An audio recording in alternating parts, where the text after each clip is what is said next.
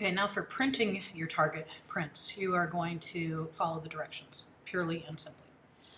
For the first parts in RGB mode, what that means is by default it already is opened into RGB mode. So make sure it's in RGB. Whoops. Then color management, color handling, printer manages colors. So this is what we remember from doing our target prints, our grid prints. So this is in the printer setting. So you still go to print. And right here, printer manages colors. That's where the color handling is. Then in your printer settings, color matching, Canon color matching. So this is just like when we were in doing our grid prints. So expand this out to show all the details. Here, go to color matching, and make sure that's Canon.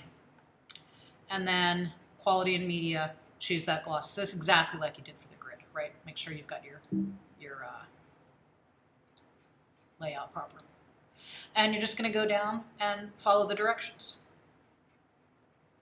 Then, also in RGB mode, you're going to change your profile. So in this one, you're using sRGB, and then we're going to change the profile, exactly like we did for the grid prints. So you're going to do these 4 in RGB mode, changing your profiles. Then when you get to 5, I want you to change your mode to CMYK.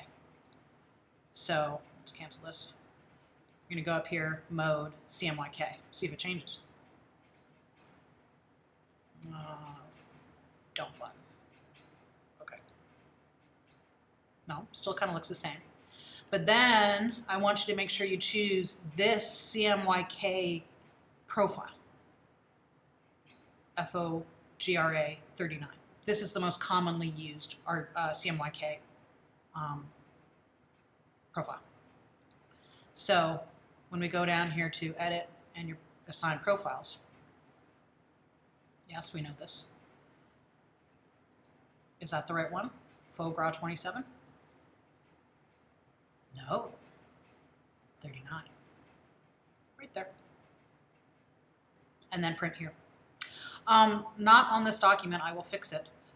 There's an extra credit, which is printing on the big Epson beast in the corner.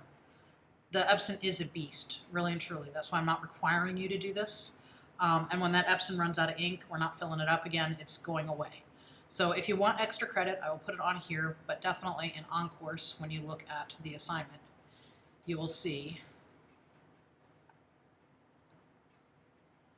when you scroll down, extra credit. And then what you're going to do is looking at these 6 prints, all 6 of them, which one, which profile, which of these things do you like the best? Because right here we're changing our color matching. Which one do you like the best?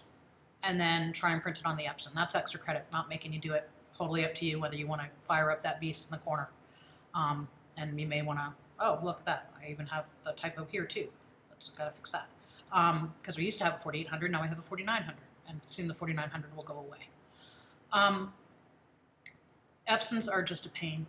They make great prints, really, really great prints, but they are a pain to use. It's a beast. It actually, when you start it up, it sounds like you're starting up an airplane. And if you want extra credit, and maybe if I'm around, I can help you, but I'm not going to make anybody use the Epson. Although, when you do use it, it becomes your favorite. There are students who still just love that Epson and print on it all the time. All right, that's it. 6 prints no matter what, maybe 7 if you want some extra credit. That's it for me.